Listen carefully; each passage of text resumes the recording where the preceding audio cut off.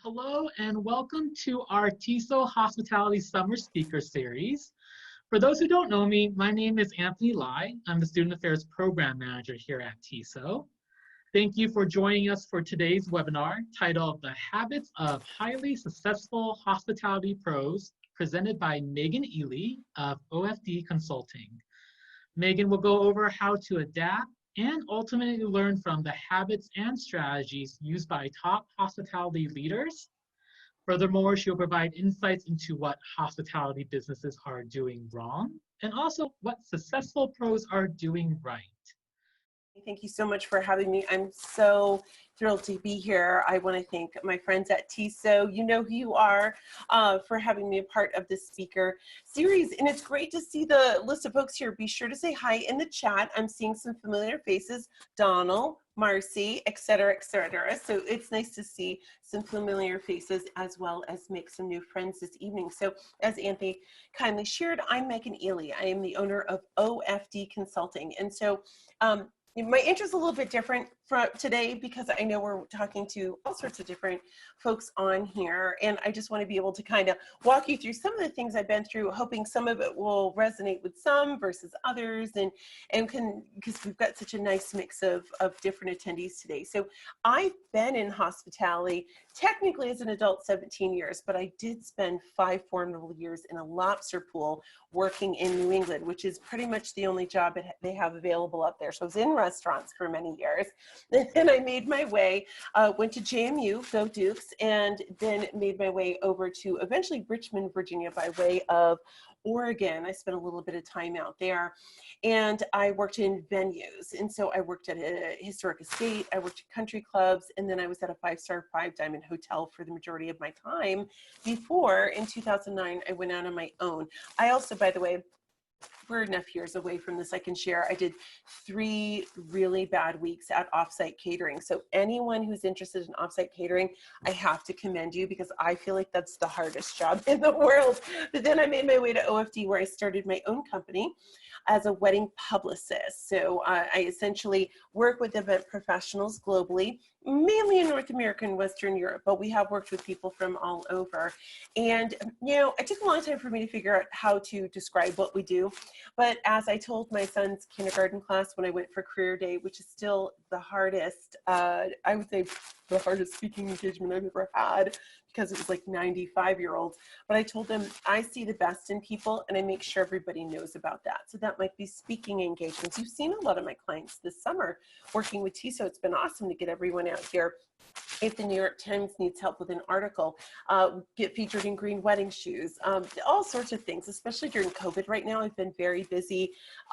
Anytime there are different rules and policies and changing dates, and so my people come in and really speak to that. So that's what I've been doing for the last almost 11 years now, and I share all of that with you. Usually I try to keep it very short, but again, it's such a diverse group coming in today, and I want you to feel free at the end to ask any questions you want. Like if anything like this resonates with you, if you have questions about me being in hotels, my fateful 3 weeks in offsite catering, I'm not sure how much I can share, like how much I can teach you from those three weeks, I mean, that I was there.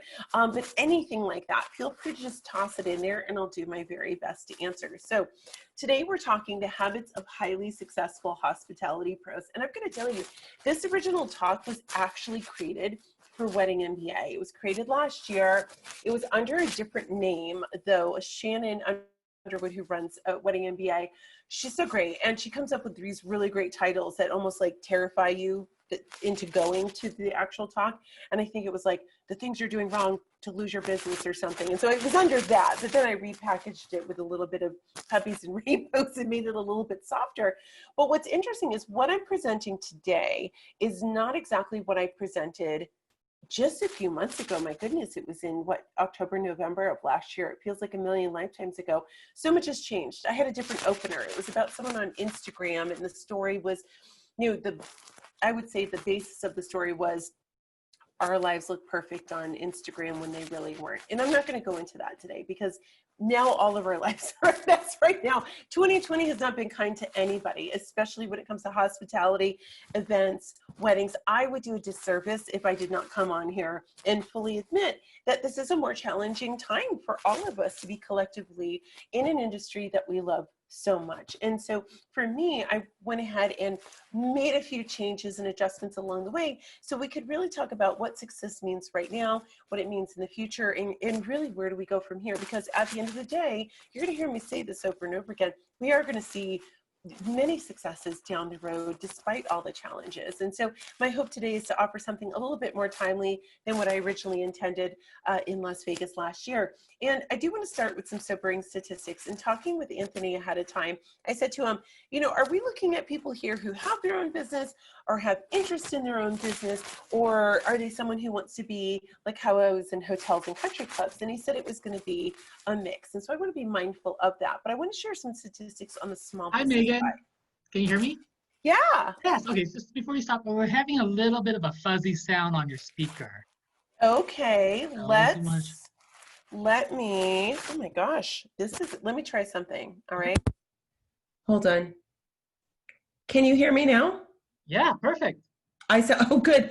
Perfect until, see, these headphones were meant to hide my crazy hair. So now, Anthony, you've done that to me. If you hear children and cats screaming in the distance, it's because I took off my headphones. But thank you for letting me know. I sound crystal clear now? You sound good now. Mm-hmm. Okay, sorry about that. I just got new ones. I'll have to try those out. So what I was saying, just to take a second back here, is that I'm going to start with some statistics. When Anthony and I were chatting, I did ask, you know, are these folks who are small business owners interested in entrepreneurship? Do they have interest in being in hospitality the way that I was in hotels and country clubs? And he said it was going to be a whole mix of people. So I do want to start at least with some small business stats to get started here. So bear in mind, this is just before we hit 2020. 30% of companies will go out of business, unfortunately, in the first year. They do. 55% go out of business in 5 years, and 66 go out of business in 10 years. Now, I've just hit over the 10-year mark. I'm edging towards 11 years at this point, which I'm very excited about. And that means at this point, at the plus 10 years mark at this point, I am at a point where I am only among 33% of people who got into business at the same time me. And I think it's important to share those stats, and not to discourage anybody on this call, because I'm an example of someone who has been in a small business for almost 11 years at this point. But I share this because we go back to Instagram. We go back to all the fun we have on TikTok, unless that's just me, but I can't be the only one, and all these things. And we often give the impression that things are great when they're not going great, especially during times like this. And I think it's important that we understand we need to dive into what makes people successful because of statistics like this. If we want to be sustainable as event professionals, as hospitality professionals, no matter whether we're working for ourselves or somebody else, it's important we stay cognizant to the fact that, yes, it's fun, but it doesn't always mean that it's easy. And so if we really love it and want to be in it, there are things and habits that we need to be mindful of. So I'm going to rip the Band-Aid off at this point. I'm going to jump in and just say, y'all, this is where we're getting it wrong. But I promise I'll turn it around to a more positive spin. But I think we just rip off the Band-Aid and talk about all the years seeing through case studies of my clients, through anecdotal stories, through all sorts of different things and statistics. This is where people are getting wrong. So first and foremost, only having sort of an idea of where we're going. Now, what does that mean? It means different things depending on if you're in small business or you want to work in hospitality, maybe for, like I said, a hotel country club. When I worked in hotels, in reception venues, I had a plan. I knew what I wanted. Did it change? Absolutely. I had a feeling I wanted to work for myself, but I wasn't opposed to the idea of doing something else. All I knew was I wanted to work in weddings. I was in college, getting a PR degree. I was driving to the grocery store one night and I was like, you know, the wedding industry seems like a fun place to be. And I feel like I'm a fun person. Therefore, I should be in the wedding industry. That is literally how my 17-year career got started, on the way to the grocery store, probably to buy ample ramen. And so I went that direction and was very firm in that. But I was willing to give myself some time to make adjustments and be a little bit more fluid. But I always had a plan. I always knew that there was interest in hospitality and events, and I wanted to see where that took me. I knew that overall overall, and I got that stronger tug as I get into my mid to late 20s, I knew I wanted my own business. I wanted the flexibility. Now, nobody can foresee what happened this year with COVID, but I have to tell you, as a working parent right now, I am in a better spot than a lot of people because I have a great deal of flexibility with what I'm doing. I can do my 7:30 Eastern time webinar tonight, but I also know in the morning I can help run his academics and things like that because I've built this life for me, this life that I've been planning for 20 years. Again, you can have flexibility, but I think it's important that we all, especially as we think about our personal brand, we think about our career, we set goals for ourselves and we have a better idea of where we're going to help guide all the efforts that you're making in your career. Now, when it comes to the small business side, to speak to people out there, it's so interesting when I talk to folks who first get started and say, well, I just don't want to work for anybody else, or I just want to be my own boss. And I think, well, that's one way to think of it. And certainly I feel like with 20 clients, I have 20 bosses now instead of one boss, but to each their own on that. I do think it's important as a small business that we, and I find the successful ones in particular, have an idea of where they're going, not just as a brand and the work that they're doing, but also financially. I have to tell you that, again, we talk about goals a lot, and you've probably learned about SMART goals as well, but it is important to build those goals so that you can really guide the strategies you're doing. Certainly during times of crisis, it's made it a lot easier for me to make what could be considered some pretty hard decisions. A couple of years ago, I was also at Wedding MBA and I spoke about work-life balance, but it was not the typical self-care sort of thing. I'm not good at self-care. I'm not good at balancing work-life at all. So not to sell the class, but what I talked about is how to still have a life despite being in hospitality. And what I said is, when I was in my 20s and 30s, well, I'm in my late 30s now, but I always give thought to those decades and where I'd like to be in a general sense. So for me, yes, I had goals. I had financial goals. I had goals when I was in my career where I wanted to work in town. I always had my eye on the 5-star, 5-diamond hotel. But as I got into my own, universe here, I thought to myself, well, there's going to be a point where, and we're going to be really candid tonight, y'all. So just know this, I wanted to make more than I could have working for somebody else. And I wouldn't stay in this forever if I couldn't. That was important to me. In good times, I could do that. But those were the driving forces. But another driving force, which is on the opposite end of money, was also in the fact that I wanted to be the type of mom. I have one son, Oliver, who I'm sure I'll reference. I want to be the type of mom who at least had the ability to get him off the school bus if I needed. I wanted to be, Anthony, I don't know if we're allowed to swear on this, but I am going to say one cuss word. I wanted to be a kick-ass volunteer at my son's school. Those are all things I wanted before I even had a kid, because growing up, I was one of those typical 90s latchkey kids, which I turned out just fine, but I wanted to do something different in my life. So all of the things that I've accomplished over the years, and I've seen many of my other fellow colleagues accomplish, was because they put their mind to it. Now, I'm not a very woo-woo speaker. I have other speakers who can be woo-woo about it. I'm here on the East Coast. We're not as woo-woo over here. Our levels are lower than on the West Coast. But what we find statistically, I did a lot of research before the work-life balance stuff, and what I found was people who wrote down their goals and truly had a visual of what they wanted that life to look like, what they wanted that career to look like, many times over more likely to accomplish those goals. Now that could be just writing it on a piece of paper. It could be just visualizing it. Some people want a Pinterest mood board. That is fine. That's not my thing. But being able to put that all down really makes a difference. Now, does that mean we can question where we're going? Absolutely. Does that mean we have to know definitively what we want all the time? No. My company 11 years ago doesn't look like what it is now. It's evolved over time. But we have to have an idea of where we'd like to end up. Next, turning the word pivot into a drinking game. Everyone is joking right now about pivot and let's turn that into a drinking game. But the fact of the matter is, we are in crisis right now in hospitality. I don't need to keep reminding all of us this. Now is a time when we're thinking about our career, when we're thinking about where we want to go next, we have to be willing to make changes, and we have to be willing to make smart changes as well. I'm a big fan of the book, The Lean Startup. Now, if you haven't read The Lean Startup before, it's a fantastic book for anyone at any point in entrepreneurism. You have an idea, you actually have done something, you're making a change. What it does is it says, listen, it's okay to make changes, but you need to put some stats behind it. I myself have always been willing to try things out if there's at least a reason to give it a try. I'm going to give you, I could sit here and talk about some of our successes. Like we've got a cool membership program that I'm very proud of and some other stuff. But let me talk to you about the $2 I made in April.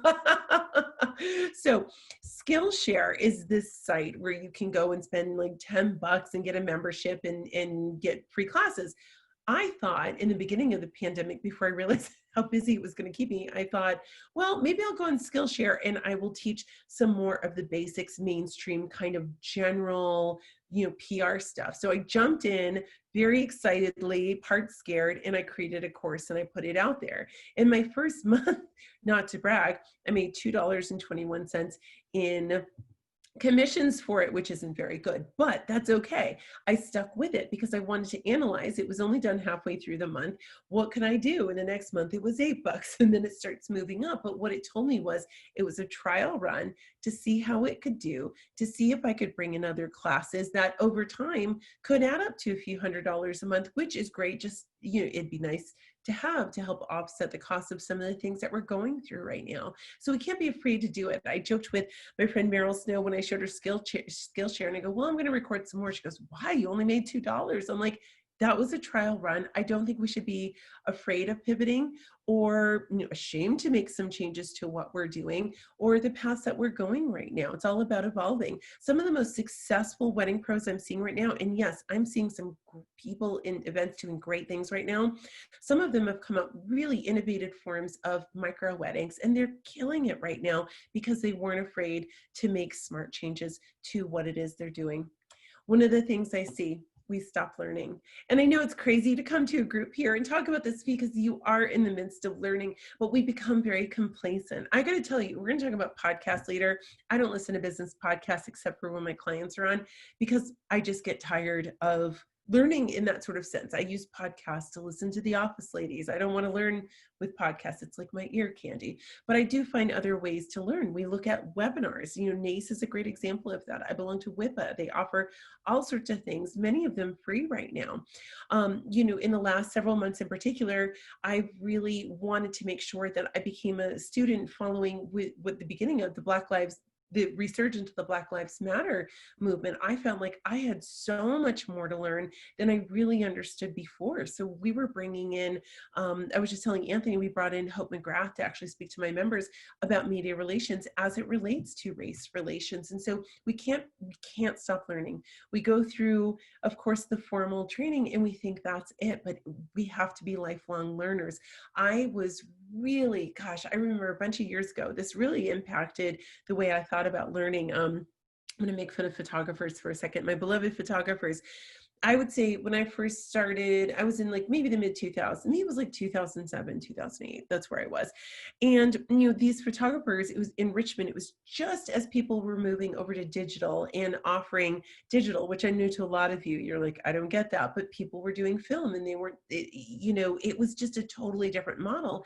And what I found is some of the most talented photographers that we worked with, they stopped learning. They didn't want to do digital. They didn't want to learn the business of doing digital. They didn't want to learn any of that. And so many of them went out of business. And I remember thinking to myself how much that's impacted me over the years and the importance of learning as we go along.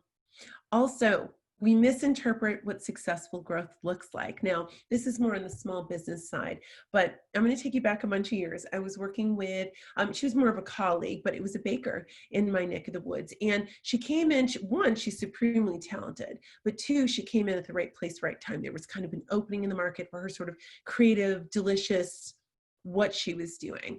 And I remember she just really went up on the rise like this. Boop, boop, boop, boop, boop, boop. And I remember talking to her, it was probably early February. And I said, hey, how's everything going? And she goes, you wouldn't believe it, but I did more business in January than I did all of last year. And I said, okay, I'm going to say congratulations because I think you're amazing. But I also really warn you that when you move growth like that, we can't always continue to work at that level, because the problem is you go like this, you get the staff in place, you order more, you have more overhead, and then things will potentially decline and you're running into problems with that. Successful growth does not have to be like that. One of my favorite stories that I like to use, I'm a royal wedding person myself, huge fan. You can see in the back here, big fan of that. Kate Middleton, future Queen of England, when she came out, really for the first time people saw her publicly, it was for the engagement to, of course, Prince William. And she wore this beautiful sapphire dress. And she came out, everyone loved her, everyone bought that dress. That dressmaker did not know that that dress was going to be what she was wearing. I don't even know if she knew Kate Middleton was going to wear, like even owned it.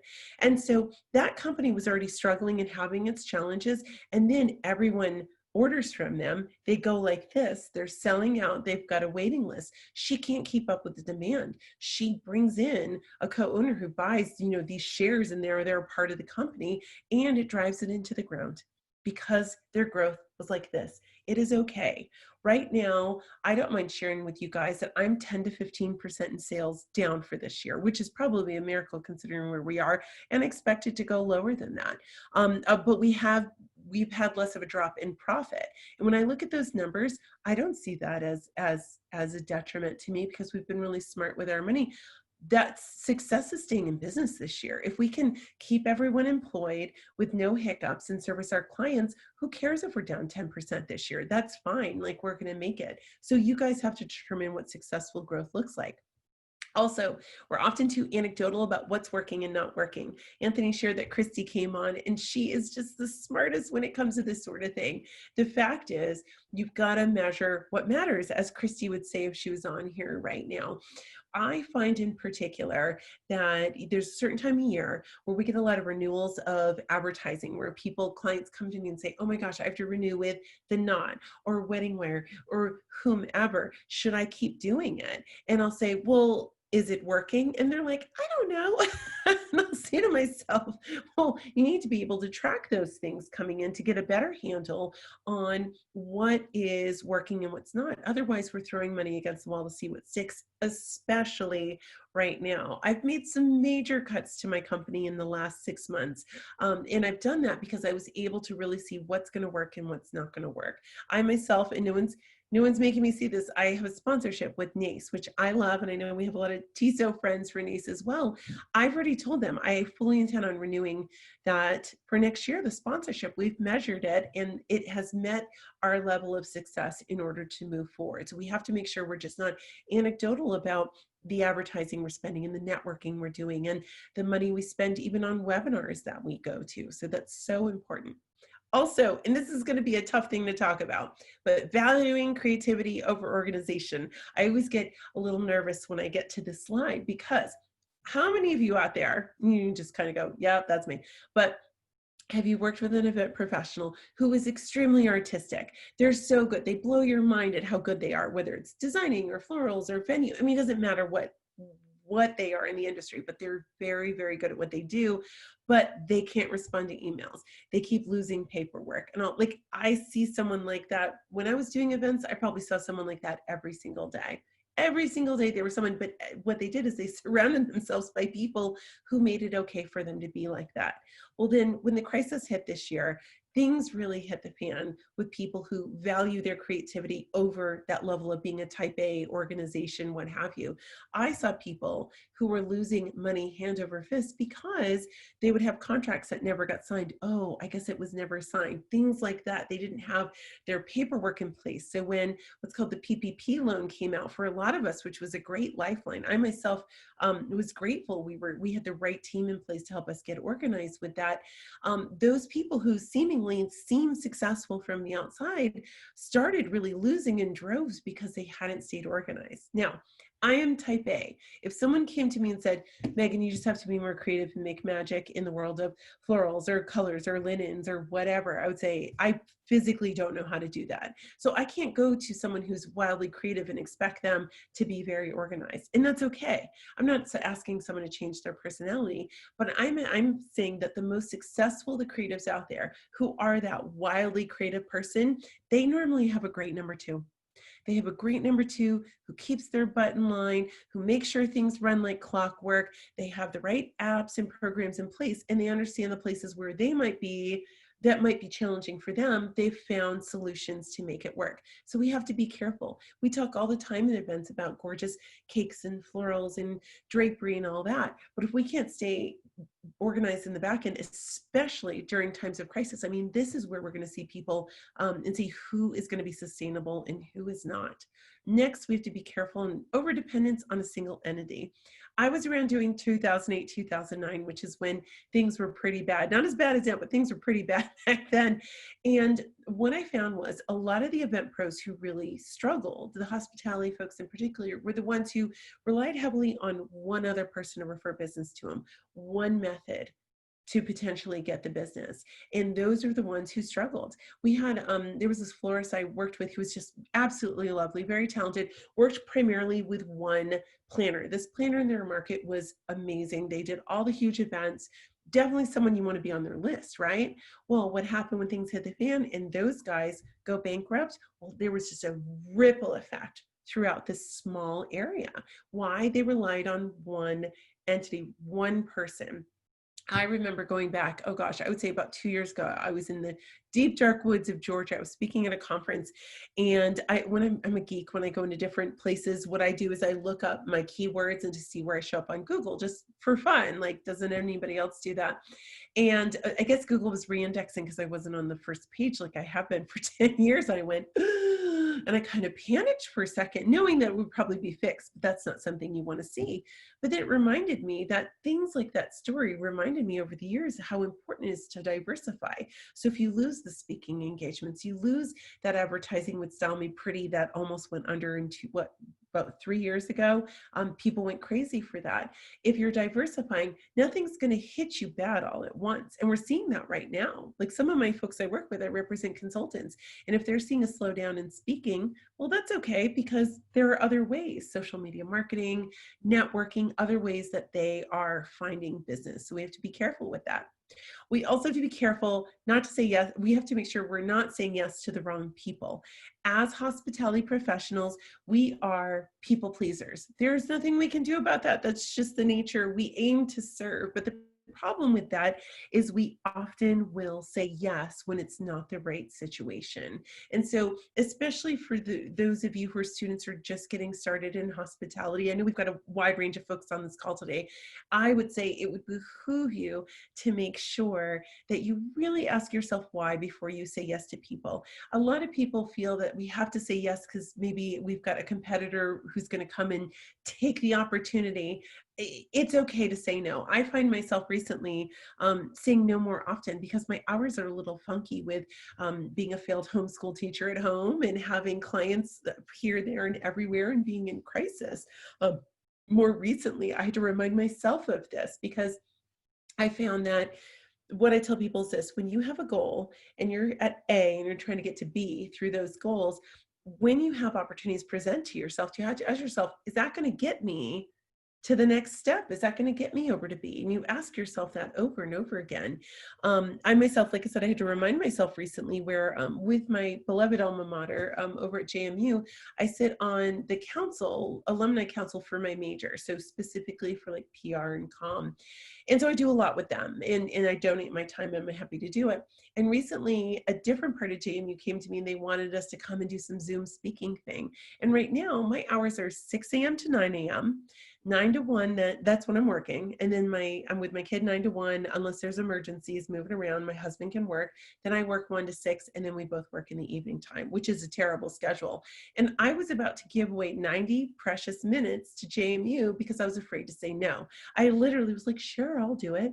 And then I had to press pause and think, this is not what a successful person would be doing right now. You have to say no sometimes, and it's okay. And if you can come at it with a reason, right now saying I don't have the bandwidth works most of the time because most people really don't have the bandwidth. But just be careful. So when people ask you to do an inspiration shoot, when they ask you to sit on a board, when they ask you to sit on your committee, you have to really ask yourself, why am I doing this, and is this the right fit? So let's go ahead and shift now. I want to shift over to focus on what matters.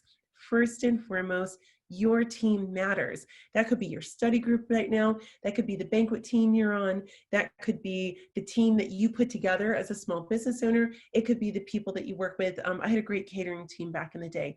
Those are the people who have your back. And during crisis, they're the ones who are going to make all the difference. I'm going to share a couple quick stories.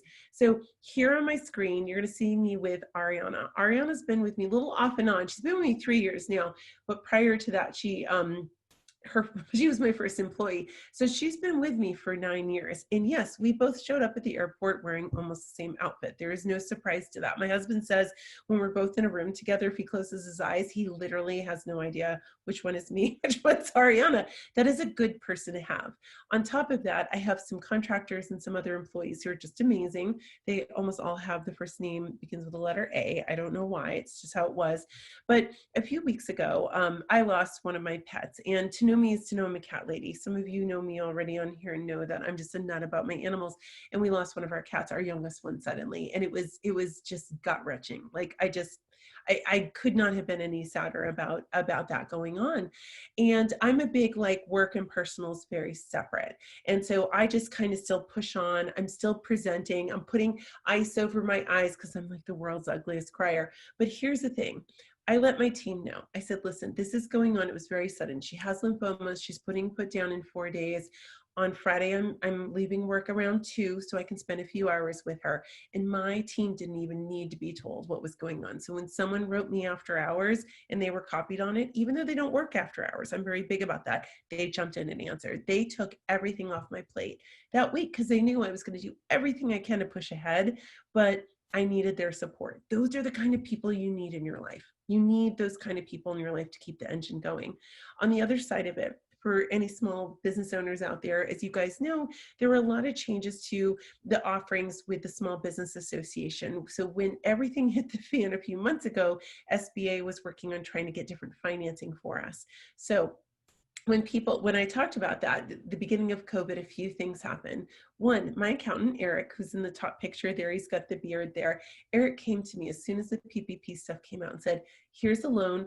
I think you should do it. I've compiled every piece of paperwork you need. And I'm going to introduce you to this other bank because I know you're looking to make a move. My friend's over there. He will get your application in. And by God, he did that for me. He did that for me after 10 years of being with me. I reached out to Michelle Loretta, my money lady, and panicked. She knew I was going to panic. I meet with her. I'm like, the sky's falling all the time, but I met with her in every quarter, and she knew when everything hit the fan, she was like, I'm going to offer you another meeting. I feel like you're going to want to go through things. And we worked on some of my pivot ideas and my numbers and the scaling back. And she did that for me. Finally, Sharif. So right in the middle of all of this COVID stuff that really just went down and you just didn't know what was happening, I was working on a $10,000 website, which I think I'd paid for half of it at that point. And I went to Sharif, who does my websites. He does 3 of my websites, so you can do the math on that. And I said, Sharif, I'm excited to get this going and finished up. I will pay you promptly. I have to ask you though, and I never had to do this before. In all of my years of working with him, I said, I need you to stay to 10. I can't have you going up to 12.5 because right now everything has to be cut. And he did that. And he didn't make me feel bad about making sure we stuck within budget. Those are the kinds of people, your team, you need to surround yourself by. I am only the best at what I can be because I'm surrounded by the right people. So I would encourage you to make sure, whether it's your study buddies, the people in banquets with you, if you're in catering and you've got a sales team, make sure you're doing your best to surround yourself by the very best people. And if you are looking to go out on your own, the best thing you can do is hire and take the time to get the right people on your team. I wouldn't be here. I wouldn't be where I am, still keeping everyone in business this year. And I see plenty of my friends like that as well because we have the right team. Also, your vendor relationships. That is so essential. This picture was taken at NACE Experience last year, which I'm in a little bit of mourning because I am not at NACE this year because it got canceled, but Richmond NACE. So as I mentioned, I have clients all over, but I got my start here in Richmond, Virginia. And I did the numbers at one point, and in my first 3 years of business, 90% of my business was through my vendor contacts from when I was in events or friends of theirs and referrals. All my business came from them. And once I put a little money into search engine optimization, I started to attract a national audience, but I never forgot my roots. I can't go to Richmond Ace every month. I physically cannot go, even though it's like 20 minutes from here most of the time, because I'm on the road a lot. I used to be. I'm at WIPA and I'm at other NACE, and I just can't be away as much as I am. And so I feel bad about that, but I do my very best to give whenever I can to Richmond NACE, because I know how important it is to make sure they understand my sincere gratitude of being so supportive of me over the years. And so when I went to NACE Experience last year, two big things happened that just made my heart explode. One is I got to my room in Cincinnati, and on my bed was a t-shirt with my name on it that Laura, who's in the picture there, she made me a t-shirt just like everybody else's Richmond Ace t-shirt. So it had my name on it, and we all had matching t-shirts. And I know that sounds very dorky, but I have to tell you, that just felt so great to know, to be a part of that group still, and to know, to me, it meant a lot for them to know how much they meant to me. And this picture means a lot, because the joke is I'm usually out and about running around with people. They can't always grab me for the Richmond picture. And so it's important to, like, for me, I want to be a part of that picture. So this kind of stuff like just means a lot to me. Why? Well, one, again, it makes my heart explode, but two, also because I have seen so many hospitality professionals over the year who have gone from local to regional to national, and they forget about everybody. Whoever was in the way to give them the support. And I got to say, every single day I have much gratitude for the people who got me where I am today, including my beloved Richmond folks, even if I don't spend a lot of Richmond Ace time with them right now. And so, but I've seen people who have just tried to go in this direction, and then they hit some bumps and bruises along the way, and they've got no one to catch them. They have no one to catch them because they just don't think about the people who helped them at the very beginning. Also, your well-being. Okay, again, when it comes to work-life balance, I am not the gal for that. But what can I tell you, being, how old am I? 39. I have to think about it. Sorry, y'all. Being 39.5, I have to say, I am better off as a hospitality professional when I'm well rested to the best of my ability, when I'm taking care of myself to the best of my ability. I can be my best for people because of that. But that doesn't look like it for everybody. You know, I get a lot of massage gift certificates, and then I gift them to people because I'm like, I don't have 45 minutes to sit there. And even though I should and do it, right? But I do find other ways to take care of myself. And so, and I find that others who do that, Jose Rolón, who was on here, he's great at self-care. He's a young widowed dad with 3 young kids, and he manages to take care of himself so he can be the best for his clients as well as his family. And I do take a page out of his book. So for me, self-care looks a little bit different. It looks like me going to Disneyland.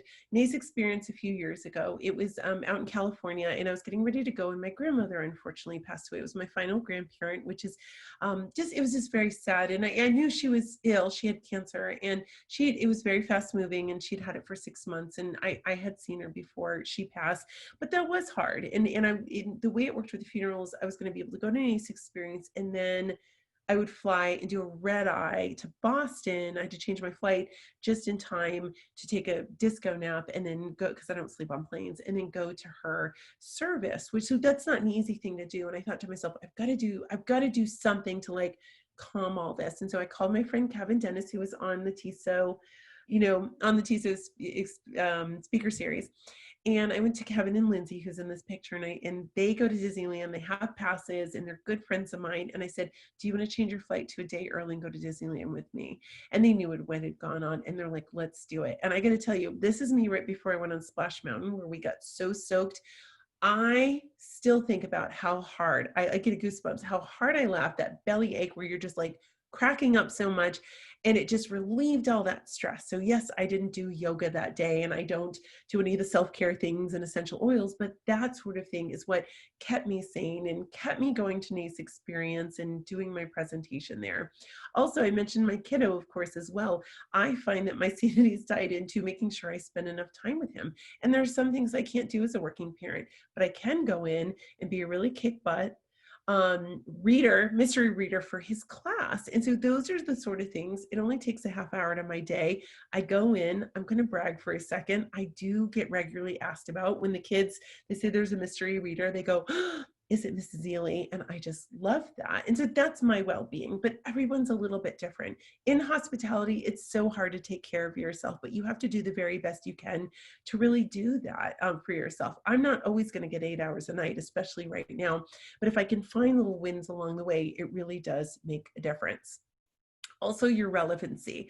I could talk about this forever. I could literally do 90 minutes just on this, but what your relevancy essentially means is where you stand out in terms of being a thought leader. And you can be right out of school and already, I want you thinking about your personal brand and jumping in and asking yourself, what am I an expert at? Because you're very well schooled. So there are plenty of things that you know about, and you need to make sure that you're leveraging that expertise and that skill set so you stand out among candidates at jobs. You're making sure that you stand out among the sea of people trying to come into the hospitality industry. I'm sure we've got some veterans on here as well, and we're going to see a deluge of people coming into the industry, and we need to make sure that we really carve out our spot of where we are indispensable.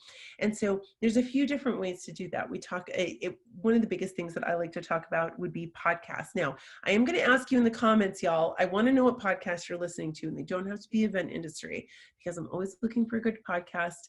I am listening to Office Ladies right now, but I do listen to smart people ones as well. So toss them in the chat. I expect to see some in there. There are a wealth of wedding and event industry podcasts. I would encourage you to start listening. If you're someone who's already diving into the world of events, I want you to pick up 2 or 3 in that sort of never stop learning mode, but also think to yourself, what exactly is it that you know, and could you be a guest on some of these? It's a great way to share not only your personality, but also your expertise and portfolio, which are some of the biggest things that people are looking at right now. So these are just some of the ones in particular. There's all sorts of different ones out there that I would encourage you to look at. But if there's anything you want to learn from this part of it, it's start listening to podcasts, start listening to event industry podcasts, get a feel for who the experts are, and ask yourself, how can I lend to this conversation?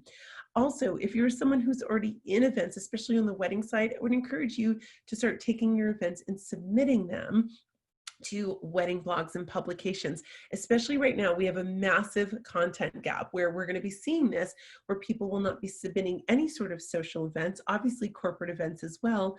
And you start asking yourself, if you've got events that you're already working on, whether you're a planner, venue, designer, photographer, I would encourage you to start sending those out to blogs and publications to increase brand awareness about what it is that you're doing. There are hundreds of places where you can submit. I myself recommend tobrightlights.com as a low-cost solution to sign up and start sending your events out. Now, let's talk about what successful hospitality pros are doing and what you can be doing right now. Seek inspiration outside of the industry. You, especially you guys right now who are wonderful TESO students, you're learning so much at TESO, so that's a great place to start. But what I find is successful, award-winning hospitality pros are the ones who, they take what they've learned and they also expand beyond the industry. They don't look to social media. I find that some of the best ones are the ones who get inspired by restaurants. They get inspired by art and architecture and by travel when we can travel, by fashion, like I said, all of those things. One of the most successful event pros I ever worked with, Fabrice Orlando, it's quite a name. He's out of Morocco. He has a French accent. Amazing. We all used to fight to talk to him on Skype. He was the coolest cat out there. And we started representing him, and he did wonderful work. We really enjoyed working with him. And what was so neat when we talked about his events is his inspiration never came from the industry. It never came from something he saw on Pinterest or Instagram. It came from a walk in Marrakesh, which obviously Marrakesh is very different than walking through Richmond, Virginia, but it's through architecture and art. And he kept an eye on fashion, even just through online and looking at the runways. And the joke was he was winning so many awards that I would have to travel around the country picking them up for him. Tough job if you can get it, but I would always get stopped in security. And I would say, hey guys, like, I know why you're going to pull me off. This pointy thing is an award, but I would get used to it. And it was because he was great at what he did, but he also sought inspiration beyond just the day-to-day. Also integrating technology into the day-to-day. When I say that, we're not talking about making sure a website is mobile friendly. We're not talking about making sure you can sign a contract on a phone.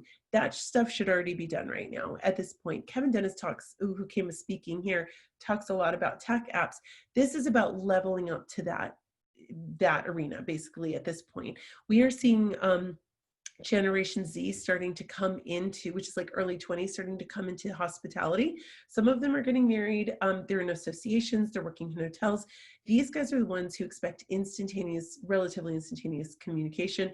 They are living on their phones. They're not anywhere else. And so if you fall behind on tech, that is going to put you in a really bad spot. So we're talking about above and beyond mobile friendly. We're talking about using like Calendly or Acuity, for example.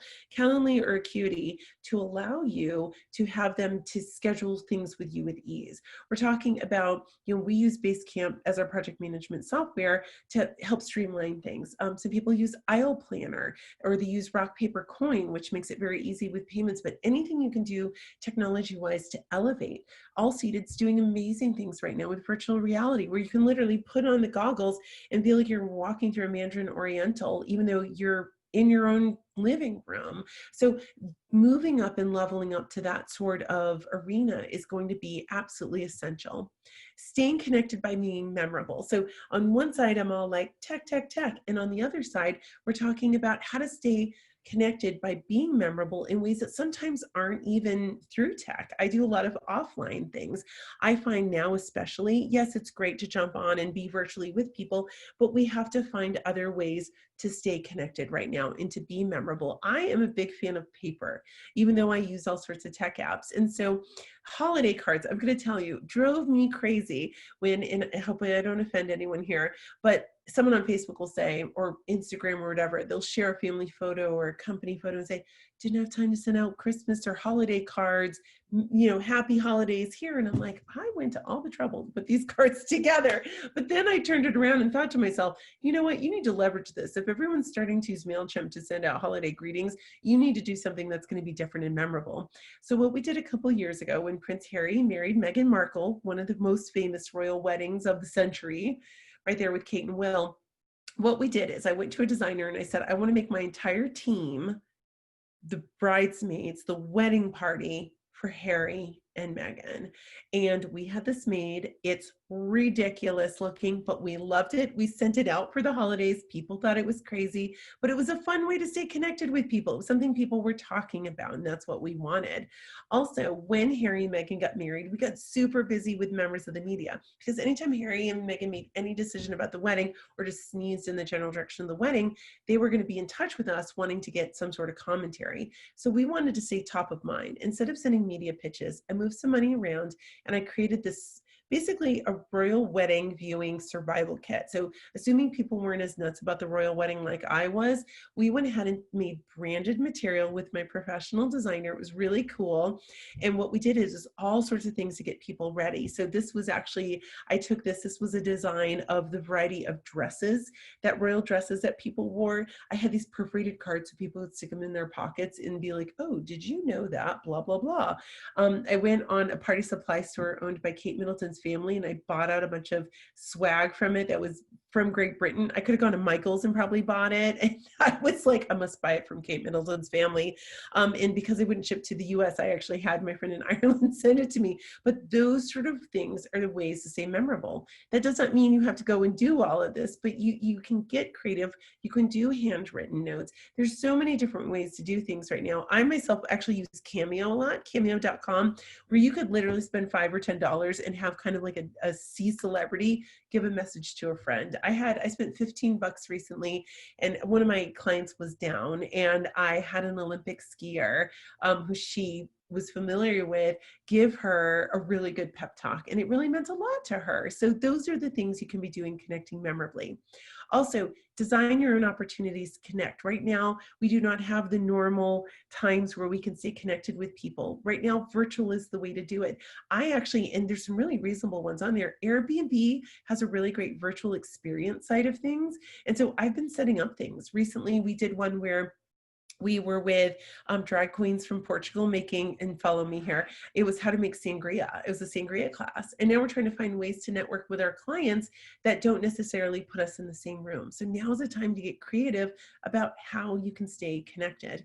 And ultimately, we have to make sure we're doing better. Obviously, there's been a lot of talk in the last several months in particular about diversity. So it's absolutely essential that we still make this a huge part of the conversation. I know we've got a lot going on right now with everything with COVID, but all the conversations we've had about race relations and diversity inclusion in the last several months need to continue that momentum. My friend Bron Hansbrough actually came up with some friends with unity through community, and I would suggest you check out that hashtag on Instagram and Twitter in particular, and see what they've done. It's just been incredible to see how people are really opening their eyes and understanding that everyone should be at the table having conversations. And so I myself am a part of WIPA and have helped move some, things along, because we're seeing that we're all going to be better if we're all better together, and to really lift one another as well. So where do we go from here? In closing, I want to leave a few minutes, of course, for a Q&A. So make sure you're adding questions along with your podcast recommendations. Where do we go from here? Lots of things to think about. Goals. I want you to think about where you want to be in your career. Where do you want to be in your business? What are the things that has to happen to get you there? Having that kind of vision and being willing to make those adjustments. If you're someone who's pivoting right now, potentially, which a lot of you might be, The Lean Startup. It's a great book. You can get it usually at the local library as well. I use the Kindle app, so I get a lot of books that way as well through the library. And so find that book and really devour it and understand. Make sure you're finding ways to seek inspiration outside of the industry, and make sure you're finding ways to connect, even if it's virtual right now, because relationships ultimately are what matter in hospitality. I've been doing this almost 20 years, and I think a lot of our successes, myself as well as my clients, are because we value people above everybody else, and we just love what we do, and we so desperately want to stay in it that we make sure that we're spending the time cultivating those relationships, and of course learning along the way. So I'm going to end with a quote. Thomas Edison once said, "I've not failed, I've just found 10,000 ways that don't work." Now you probably know Thomas Edison from your old history classes, everything to do with light bulbs, electricity, all the things, but he's also the inventor of what's called the nightmare talking doll, or at least that's what I call it. So for every win he had, he also had things like the nightmare talking doll. I would highly encourage you to go on YouTube and look this up, because it is terrifying. Do not watch it before bed. But what he did is he came up with one of the first talking dolls, and he stuck like this mini phonograph inside of it, and he sold them for $500, which people can't afford now, but way back then they absolutely could not afford that, and they were a mess. They fell apart. They were creepy looking, but he went on to do some pretty major things in his life despite having a massive setback. So my thought is this: if someone can bounce back from this horrifying thing, and I'm not a big fan of dolls, you need to know that. If someone can bounce back from this, then we can all bounce back from the challenges that we have in our own careers, even right now. So, pardon me. I hope we stay in touch. Here's my contact information. You can find me on social everywhere at OFD Consulting. Here's my website. I have a really, what I like to think is a great packet called the 5 Things You Can Do in the Next Hour to Get Press. You just go to ofdcollective.com and it will prompt you to do that. It's one of my favorite guides it's actually one of my first guides I put together, and one of the favorites I have put together in the few that I have, where we've had a lot of friends and colleagues and people who've been in my classes who have taken that and have gotten published as a result. So that always makes me happy to hear those stories. So anyways, I will go ahead and pass it back to you here, Anthony, to see if you see here. Oh, Jody, hey girl. Oh my God, Jody, I'm so happy you're on this. Yes, Weddings Done Right Radio and the how-to for the I Do. Jody, oh my God, how nice to have you on today. But thank you for that. And Behind the Veil, Marcy, thank you. I miss you too, Jody. Sorry, end of the day, I know your name's actually. I miss you too, Jody. Every time I go to Vegas, I know I'm gonna bump into her at a conference. So I look forward to seeing and bumping into you once again. Awesome. Anthony, do you wanna? Yeah. Okay, cool. I want to make sure I Looks like somebody raised a hand. Nick Middick. I believe he may have a question. Nick, if you're there, could you submit your question on the chat feature? Oh, and Megan, if you can, just keep that screen on. Yeah, of course. For anyone to reach out to you. What's your favorite podcast, Anthony? Do you listen to any podcasts while we're waiting on Nick? Oh gosh. Well, I listen to my reality show type of podcast. People talking about. I don't know if you follow Bravo TV, but those type of shows. Not enough. But yeah. Tell me more. something I think is called Behind the Veil. Not wedding related, but it's something about those reality TV shows and learning about the secrets. That's awesome. I love that. Marcy's just saying Behind the Veil as well. I love it. I love it. You know, so reality TV, I have to say, if we're jumping onto that, when I was at Cater Source, it was right before everything happened and we did an overnight home.